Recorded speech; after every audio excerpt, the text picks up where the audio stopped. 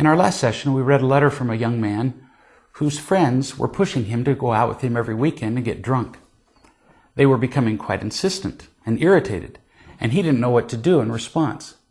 I first suggested that he see that his friends were offering him conditional or imitation love, and that they were irritated that he wouldn't trade in imitation love with them.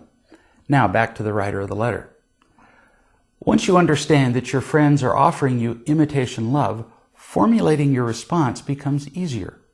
Imagine, for example, that I were to knock on your door and offer to sell you a bag of garbage from the dump for $100. Would you buy it from me? Surely not. You've worked too hard to earn the $100, and you wouldn't be willing to trade it for the garbage, which has no worth. But what if I begged you to buy it? What if I had a childish fit? What if I told you that you just weren't any fun anymore?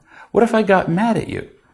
I hope you still wouldn't buy the bag of garbage because it's still worthless, and my begging, pleading, and anger wouldn't change the worth of the garbage. The situation with your friends is similar.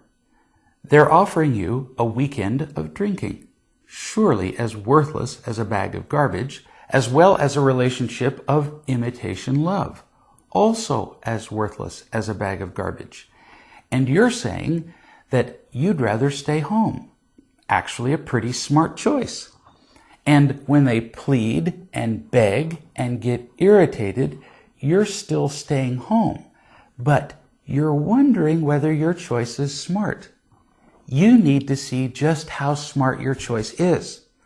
Garbage is still garbage, no matter how hard people try to sell it. Remember that.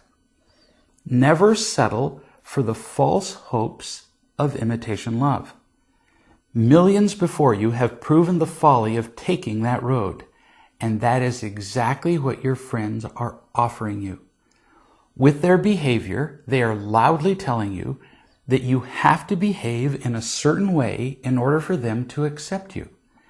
If they were interested primarily in your happiness, they might still invite you to go with them on the weekends, but after you said no, they'd stop and would never pressure you.